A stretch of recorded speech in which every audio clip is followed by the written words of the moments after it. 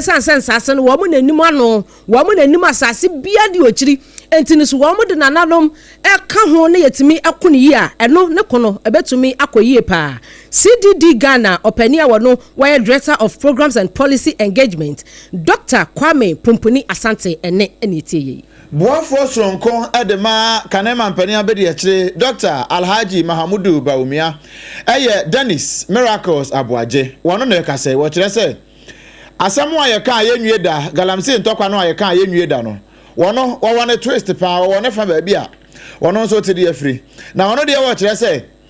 NDC amanyokuo ya wono te abanya so a mampani John Dramani Mahama eda wano no womo omabom mfita duku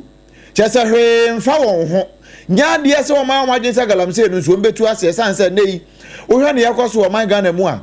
NDC mu wo ba yempo bosomi ngwotwe kra mpo mu nya nu ahe bia mpo afekwa ne ewura bosomi ngwotwe mu ko bosomi nkron nanso wo mo mpanimfo NDC amanyokori mu mpanimfo obetie yesi chairman asumasi otu galamse asumasi ono so ye hwan organizer de ben party mu mpanimfo no wo mo na age galamse na boso na DCE fo na MCE fo nso ebo onsujetre ebo mo eniema mo jese wo mo ye mo adwuma no se ne wo mo pe no a eno na Dennis Miracles Abuaje kire se saade we sei eno na ama galamse no ne ko no ye ntime nko na NDC amanyokori nso mampani Mahamadano no wonye na adwensi obetu galamse ko na ase na wo ka de esu se wo mo MPP aban ta no mte akonya so no wo mo ye nyom betumi bia na nso NDC fo hu ni se asani a wo mo de wo mo tan Ghana fo anu nti wo mo de ye campaign edit ya won na nso wo mo ba ye free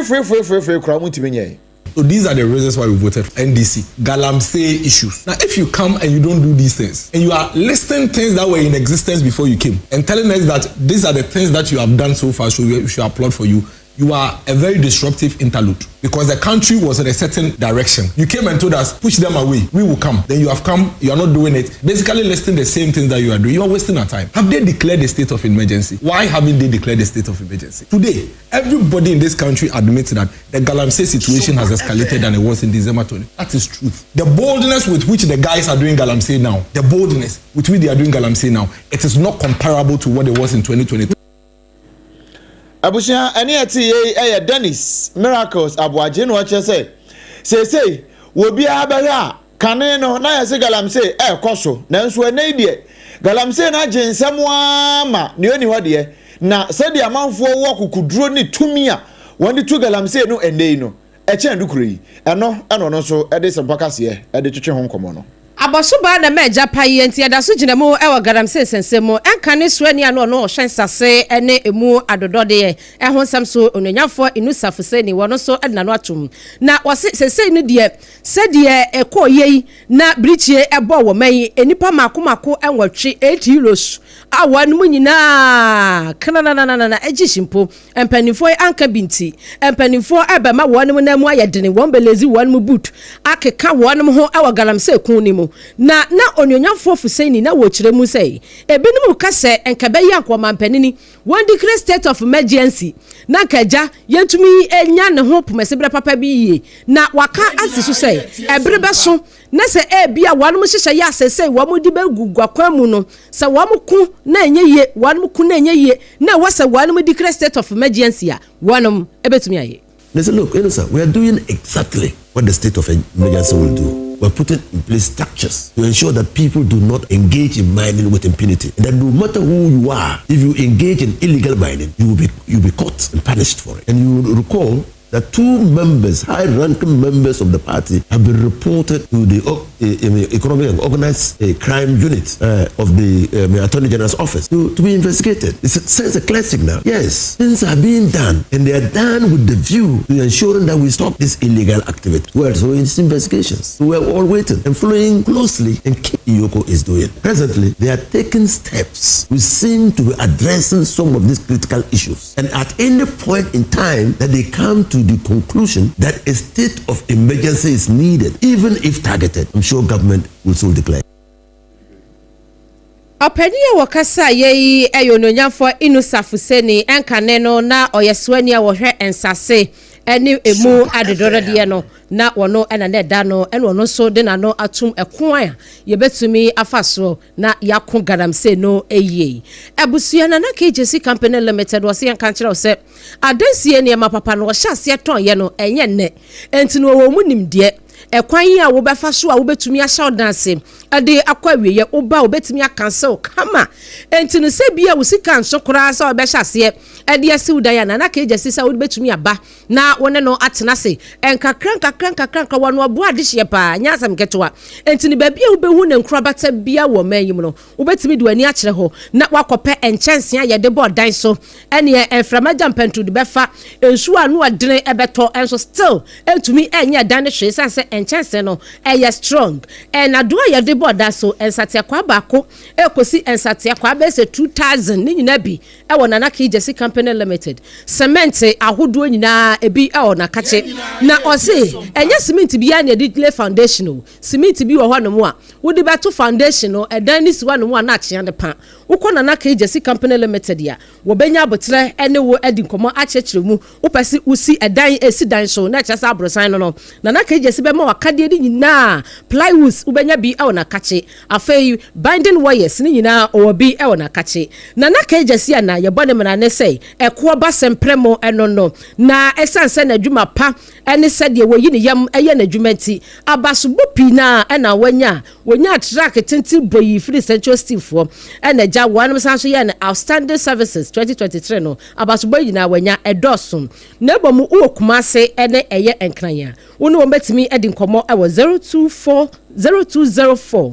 355 040 0204 355 040 that anaki KJC company limited enyo so na minue sese no de wo hu sede ema ni nyina yebogi ade yisuo yebogi ne so enya asem ketwa ama ye ho ato ye papa sese yebosome ne so a o da bi o yensu kura nche dwadwo sese no wutimu se oba bia na bosome so ya no start no wasre esanse ade ebabua no ama na feel secured se kotokofo ani nya agi wo mu jese yired na wo mu si park ne to na se referee ni bo aben peper ni e hyase a eye secure sanitary pad enu nti ye wa hotoso na mint na ewom ni nti no e ma ye ni je ho pa we pe akwate no so wom enti no e twitwim kama na enye de ebema wo ho aya obasabasa asese bio obenwane se okobọ ayi pad bia na ase wonantam ni nyina aya o chaka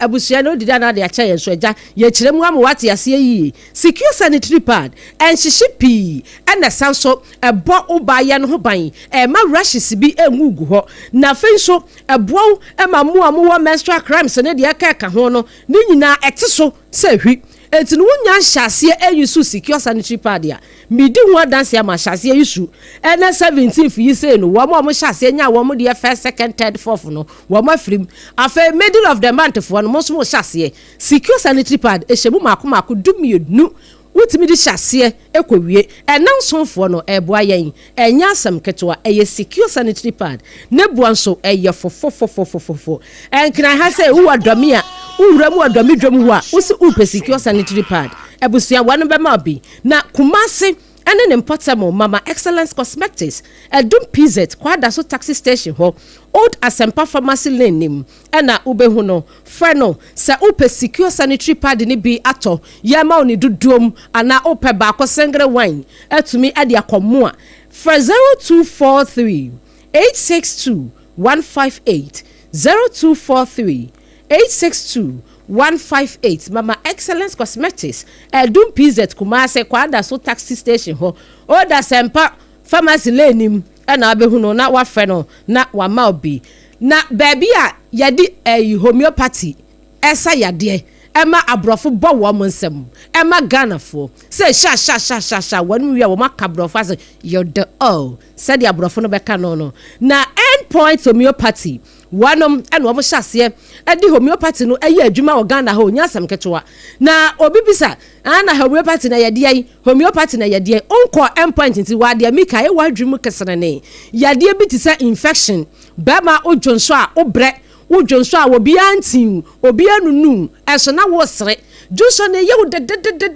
bema wo yade kwa end point na wo muntu nam yade ya wanya yasem fama wo ebetimi abase eye gonorrhea na gono no wo mo si ya wono knaman ya wone babasho ya wone koto so what ase enti no se wukọ end point agwanu be kire mu type of gono awanya ni atu ase e de ama wo oba aya na oba ye ho no kekaw ensufita bitimi gu afebu se sufita na guwa na se wampe na pumasi bre papa anko end point ami ye ntu ase a afe ne nsuo no ada na yellow bisa no na no so no wo ye anya gono anesa se de ombe ka kire wo no afe wo ho no mu aya na wa hu se wo ho twetwew wo ho nya wiye na watumi akọ endpoint ye massage emfidia hodu eguo na nyasam ketwa na emema no enche na sen na mu ye nya prostate cancer any prostate enlargement bema bia wo prostate ba sha no so se entena ho aba se wo bema yenimu yie na watena ho no mo a ye hwehan do sa sha odamni fam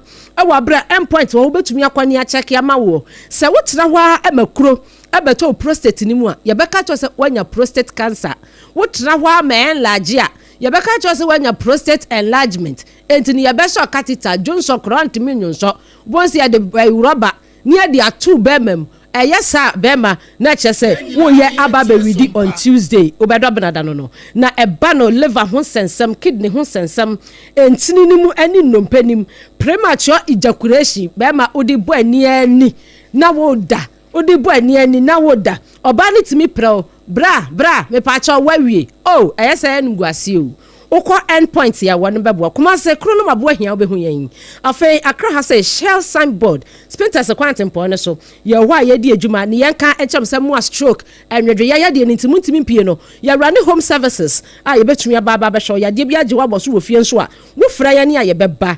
0244 867 068 0244 867 068 and 0274 234 321 Endpoint Homeopathy Clinic was say end your chronic diseases and conditions na why you free na se anopay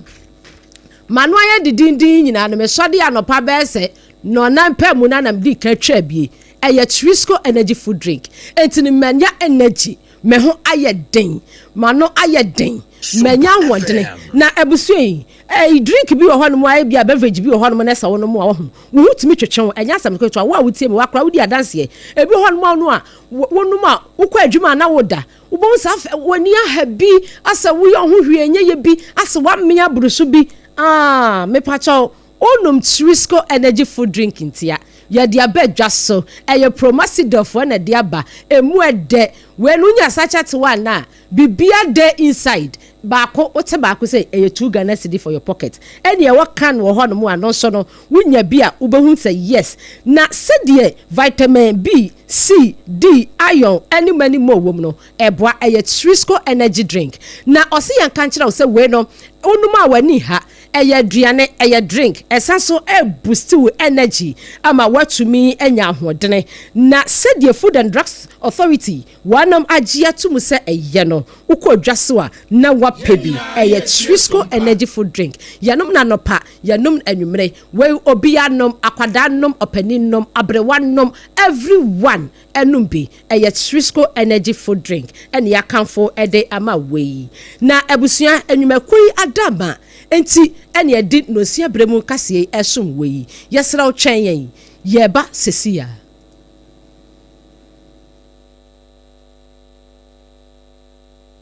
Endpoint Homeopathy Clinic Ghana had the obi anim say say prostate na baby omutibi ye screening ema hu ni ye etu ase a na eye Endpoint Homeopathy Clinic anase eye kidney eye liver problem wo fa baby ena adjujo na de fa ne premature ejaculation no a ba ma bi a wo ne wodofo akwakwahia ase wo di ne ho agro ase wo tonte ene ye bra Endpoint Homeopathy Clinic na ye moa wo ema ne mema mo pa wo eye Endpoint Homeopathy Clinic wo mo dem fua yare bia infections bi ne wo ho anase bia wo hwa wo fa baby na adjujo kidney problem prostate de eye Endpoint Homeopathy Clinic kuma se ubehu Endpoint Homeopathy Clinic e wo kronoma bohia e na akra hanso so de wo mo ginamu ankasa e wo spinters bebre friend share signboard no huduro na ubusasa wo pe Endpoint Homeopathy Clinic a obia e be kire for Endpoint e wo 0244 867068 and 0274234321 Endpoint Homeopathy Clinic wo mo demufua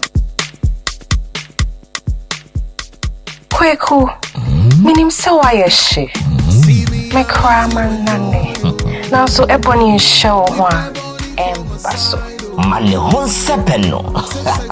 Ebony condoms comes in different flavors and available in all pharmacies, chemical shops, over-the-counter shops, and pubs. For bulk purchases, contact 055-230-0075. Ebony condoms, Ghana's most pleasurable condoms. Make it worth it.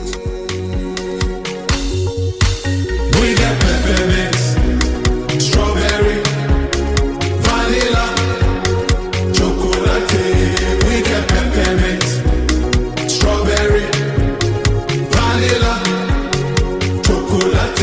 It only the view is a condom. The condom mulia then it's not on, but double dose got as a condom. Ewra, me pacho bra na me hwa de wo bag yi. Bra, aden, enen so biem. Hey, time heba me hye ya me ka se yi ba akun, ani wayi me ensen. Bra, sanya time heba me hya, esia gyimi ni me fiefo enya de abako ebeso yen. We de udi se ofa ni nyina. Time heba me hya, me ka se me di wa dance ya heaven ene de mekwa akopie. Enti se malaria, we draw ne time heba mixture. Enye enu nku o, de nanum ato a wontimi anidie no. Time heba mixture duro no ene ye ma wo. Oba a wafa afuro de wo ma akwada nofo. Ene akwada woni mfie dumienu entimi num aduro yi bi. Se obeto aduro yi bi anoma, hwe se wakọ hospital anase lab am ye hu se wo atridie malaria yi bi ansa. Se o petam heba mixture enu dudu atu a, fo ani kire KNG Herbal Center ewo Emrom Abidjan House. Ana ba akoso wo atonsu Monaco Junction. Eno echi obenya bi atowo over the counter medicine sellers. Ene herbal shop dodo na emu. Pre 0244 417669. Kayo, set time no TIME. Time heba mixture. Afi malaria fever bi adani ziba ewo munu betu ako. FDA aji ejodi nkratu yi atu. Na fa na moko. Yeko ye train wo garden ni. Na me pray ne. Mama, javelin. Oh sa. Na plate no so e. Mama, enye plate o, eye discuss. Yeah, training every say ya best ya inkunim difo. Mo asemunim se, ansa na mo bedi inkunim no. Mo hia hodin bebre. Se ye chocolate taste ni chinchila. Ene fota, e what Swiss comunu kra, energy boosting vitamins, ni minerals a. E pon kunim difo, ti se mo. Mama, yeah dase. Me mo fa ya pomudi hu hia me. Twisco, power your dreams. FDA aji ejedi inkrato yato. Munde dinam se menya foreign call. Hello papa, what do bad to be a new? Se me feel London, eko US. Na no crowd wo kura fa me bo mama nia. Na papa mo hot say. Awurade aduma habako. Na ko jejesi, eko bo sempene mo. De woton wadanse ho niam no nso. Wo hye ho de. Oh, wo hye ho. Eko ba, mesi wo bo adwuma kura sre kane no a. Na wodro US won so manfo bo ndin sa na. Hey papa, US hakura de. Na ko jejesi company limited ajiba bia. Wo wo Holland, Germany, France, Italy, London, Canada. Eba adanse ho niam dia. Obia se na ko jejesi company limited. Na matese wo bie depo kesie bi e wo kaso a. E ho na wo bia koto adanse ho niam. Na eye no kura papa. Oh, eye no kura pa. A police station in Chenhua. Hey, a kuoba sempre monono. Onye mereda. She, we kurano mi ensemua and we be en fufro yawo. Baku abua kwase paase kumase. Ade ba ko so pokua se nkran ha. Obia se na na kodwogesi eye bemaba. E wa dance mu. Waton cement, iron rods, banding wires. And adua plywood and just say the board dance ro. Te se bibia e de she a dance ya se de ko wie. Depo no nyina nso eye tufo bo. Wodu go ka mu a, wodu kodwa free. Akra we kaswa depo eni pokrasi de no kra to nchen a wasa obi akoteman Tantra Hill Iron City amanfrom wasa bie depo kese nso e wo Koshiman Kumasi sepase depo no kra da nchen a ebi so magazine road head office no wa bie depo kese nso e wo da de ntem edwiso Akra road femeswa opposite Alhaji Selia ampaba meboshen Tanoso Breman and Amanfrum. Numbers of man for the fray 0244 313 752 and 0244 41 93 Nana Kujesi Company Limited. Hey, a Kuabas in Primono.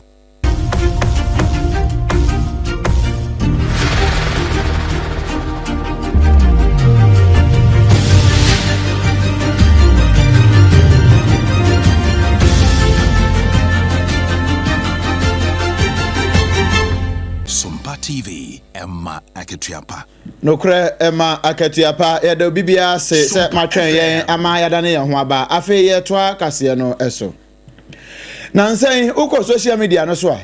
ubehunu sa amanfo ene enfreni mu nsem bia no mo trochro eto social media ne so na bi o mpa obi a posti adie bia utimi se we die sebe mpreduasa nyansa wo mu pa no na wo bi firi ni ba bi no abetro mfreni mu nsem e de ato ase na amanfo hunu se mpanimfo transe hunu se social media no amanfo di sebe nyambra nsem pa anu nti eno nam so ama Cyber Security Act 2020 no wo mo ahwehwe mu hunu se we no enhyeda enka bibia bi mfa social media abuse ho eno na nam so ama Chief Executive Officer Edema Narrowlight International Company Limited Openi Samuel Kwame Adomako wo frefre etutu sra aban se aban nya ni obetumi bia na social media wono mu a enam social media stitu ebu amanfo afa so edi amanfo atem wo bitina TikTok so na wo di amanfo atem aba mu mpanifo na wo twaba wo mo sese wo mo sebe nsem a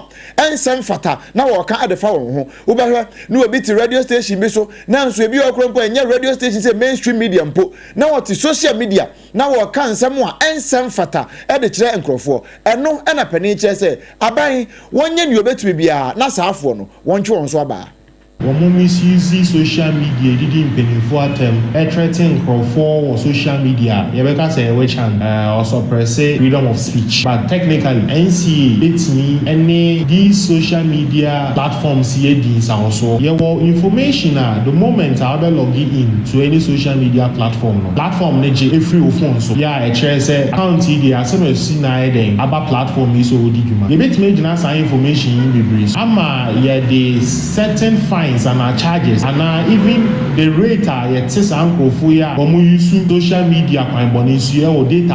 afemono you bet me increase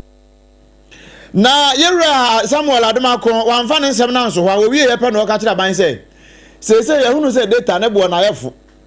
data bo yefo Ghana hama obi afa 3 Ghana city security mi to data content social media so na we di nkrofo atem no wo so pampanifo na wo enkrofo hard and reputation now they no gatem and it be ya bind data no want to won data streaming no depending on content now where they go streaming no they bet mine times 4 am on the on so me use data fine money so na edit o na say me call online as me streaming idea me bet me no 5 megabytes now no streaming me 1 gig I don't think say be encourage na man crofo to aso I using social media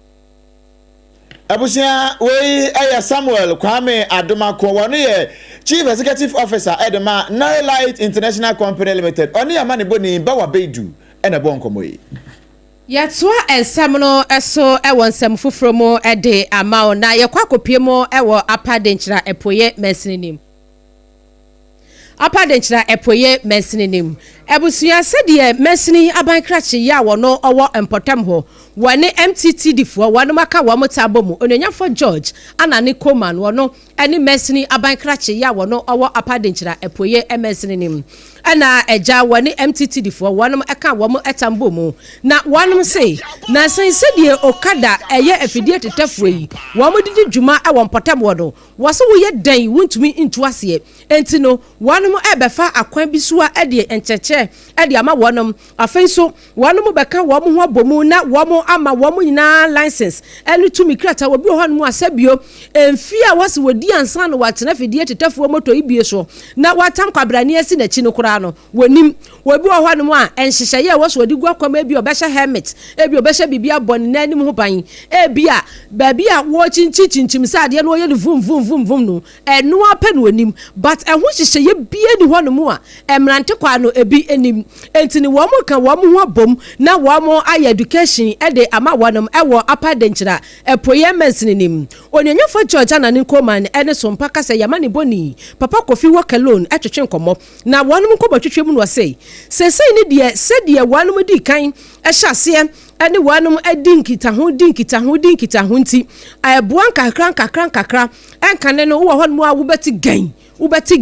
ubeti gain no amudi akwa kosi ani afei wani beba ahoso no na adehye a wanom enkwa ehwere wanom na afei abusuafo ensunu mu etie no aye ani enyan papa Kofi Wakelo no oni amane boni na twetwe nkomo a mesni abankrache ayo no yefo George anane Coleman wa wuni riding license no okoji bi Friday no pa ho no juada no abambofo besikurum wa wo koji license no o me direct no akoji bi no gradu mutu na si ho na ya ma DVL for no ankasa ba wa be license na ma se wonye ready so be license na either say ye di motor be si ho anaso ko ko park CP after 2 weeks no ye be mo akoji operation license and say motor na kasa na wo di adwuma na say wo so ko license after that no third week no and next 2 weeks no I lose base on the first operation is I no ye be riding license second operation be on the 30th you bury motor nankasa license then the next month on the 15th no municipal sticker we be motor who say we ya register you important ha no Abusia openi okasa ye eye mesni ya bankrachi ya wana sumadeshi ya wanam ewo apadenchira epoye mesni woni nyafo John Anani Coleman na no achi no upiemu ewo MTTD aye aso ya dono ewo dunkwa ofia openi ya wada wanmano eye Ora Steven Adakura wano so ekasa ye ekyehyehyɛ ye pa wano bua empenifo ewo mesni nim na efidie tetefo moto ekwan pa won befa so ayusu no ni wo matwi no na wano enya amane pi no eno so wone Papa Kofi Wakelo ekyire nsemi Omenam Proma edempa na say omoye na enkofa konsia biamba overspeeding and na honestly overtaking at least I say omoso omudi sa mbre no so their car driver for me na ye no me na motor for so omoka hobi na I say won fa their car be no wo so kan hobi odu run about I say won say enam odu run about enjoy run about no na say omedia motor dia be ko straight na ko straight na konsia bi to a odi for na odi dem Openia wakasa ye Chief Inspector Edema NTTD Ejumeko no ne fe no ewo apadenchira epoye mesini nim dunkwa no fe Ora Steven Adakru ensemi yamani boni Papa Kofi Wakelo ene de somye ye de ensem no ekopie mo ewo amanone Israel ene Gaza ntokwa ya omoko no nam so ama amanfo bebre aye tukotena se kura de wo kire se aduane ankasa kura ho akwa atwe ewo Gaza Ema na msokura machase nipa be yese oha ene ade wotwe ya wono nyina efri Gaza emu bi enkoda ne mpani no womo ade womo nyina afri Gaza ho ade womo abepie Italy se ja womo nyina moa na Italy fo nso moa womo no mo nya aduane papa eni na no mu ana na ano ada womo gusu a womo twe nkrofo ni bi basa no ababo abako a ye friend se Mara Abu Zuri wono efri eye Gaza ho ya odina ni kiremu ewo Pisa eno ewo Italy na wo ba no na yese maame no wo yare na yese akoya no something which is there kakra wo bedru ho no amo yese we de yade na no yade pa nti wo de ne ko University Hospital of Pisa wo mu de ne duru ho no we ni na bi and we bu dichie eto ananom ewo USA United States of Asamando ebaye no akwaya wure ho sempa ya manfo de nyina eka ho asem se santokwa ya ekoso ewo Gaza ene Israel fo ntamo no enye enu ntimpanifo enye nyo beti bia no mu ntwa ban hwe ano no nam so ama manfo bebre etoto ede se ne ebai Donald Trump wakana ho a ene wotetefa so ewo Ukraine ene Russia fo wo ntokwa mu na wa prasumdwe no be ya anka Israel ne Gaza wo so mpapra so no won fana ni nkyeremu wo ho na won kwapra asumdwe emfama won sane ebe ya won mu a won ho akoka adwa mu no asumdwe fan ebetumi aba Abusia yenyina Yesu na no sia bremu kase a yede som wo no yemu ne kom se epen afei no waso wafidi a ensem a yede di wontua no ebi ne sei MTTD ejumeko ne fe no ewo dunkwa no fe ewo apadenchrepo ye mesinim ene mesini abankrache wanu wafa akwanuase nyina so aka wo mutama bomu a wo mo ye ntete ye pa ama Okada riders anumu ana galamse ntokwa no so Abdul Salam Mustafa kire se NDC fo ede ya akode etobo won pa na nso won ba yi agensemu ora inu safuse ne so akasa kire mu se ekon no se de galamse ekon no ekon no One ehye ya wo de agu akwan mu no amfa pe any state of emergency wo betumi adikre social media so amanfo timi tena so di amanfo atempa pani bia to de asese ye ntwe saafo na so bio data bo a ye fonti and won't be trans social media edi amount for items and nti be ya data no ye mane bonye den Ebusua ensemi efri Sompa 106.5 FM Accra so agene ho sakyereme na wasantemantam mu eya Sompa 93.1 Kumase afi Ayiko FM 100.9 Kumase Adamfopa Radio Butu Paris France Abochimemo wamoso ensemi mu eto peteye afi takwa eya Sompa 101.1 takwa de ya Sompa 103.3 Zachimane ya Sompa 106.1 Sunyane ya Sompa 98.9 Enkraza ya Sompa 90.7 afi Doma eya Sompa 101.3 Makisim ene nkwado eya Kingdom FM 106.1 Udi koda no babia FM stations apepian komani go no te yenka eya Sompa 106.5 FM Accra Facebook no eya Sompa 106.5 FM and afa YouTube no eya Sompa FM live Ora Sarfo kantanka down ma stream we whole live yesra mo messages no awia nyankopon ya adomu a ye bekin kan ni nyina de amamo na monso matumi amayetu www.sompaonline.com website ora tabwati adam esam for penny wakuchire nsem nyina ane afoforo bi potokasa mu brofo ade akwagu ho ema wade soma yan ema nana KJC company limited ade adanse ne mapapa eso yasene secure sanitary pad so the pad eso yemu de emu adene endpoint homeopathy wase wade homeopathy ebetu ya de na ye chronic no ase ede amao promasidov also ede Trisco energy food drink wo mo se ena 40 na womunity no yema wo bia ebema energy ebusiu ama wo so oho ato ene ebebe ensemi ma na opesima kadishia yaso yaje pene ni yasom sonko akwan so mimidin abena badu adepa kofi menembra obrempon na kwaku ampoma